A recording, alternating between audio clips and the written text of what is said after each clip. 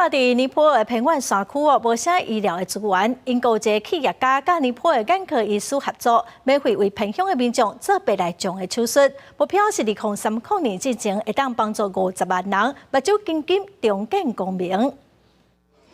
伫尼泊尔首都加德满都附近的一个庄仔头，一群村民坐伫学校外口的空地，每一个人的目睭拢用甲这个好大白条的。原来因拢伫无偌久之前才动过目睭的白内障手术。负责帮因手术的是眼科医师洛伊特，伊利用学校的教室当作临时的手术室，替这个住伫真偏僻山区的散车人免费做手术。伫亚这个好大慢慢透开，病人的目睭会当重新看到物件的时，每一个人拢足激动，甚至欢喜甲牵亲人的手斗阵跳舞。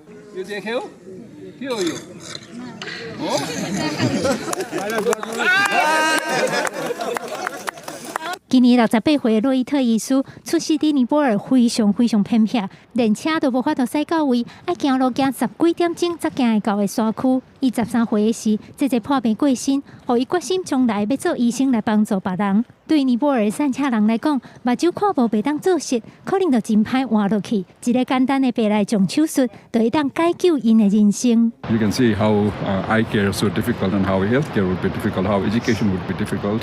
If I can play a little bit of a role, that's I would feel very blessed and very spirited, really.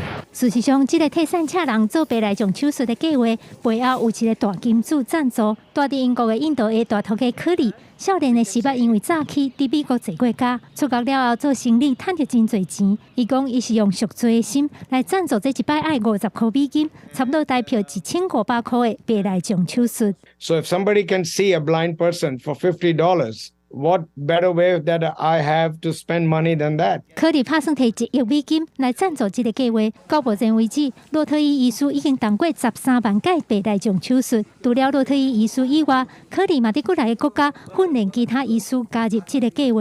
目标是到2030年的时，世界各地有50万人会当得到这个计划的帮助，重新见到光明。记者甘美恁编译。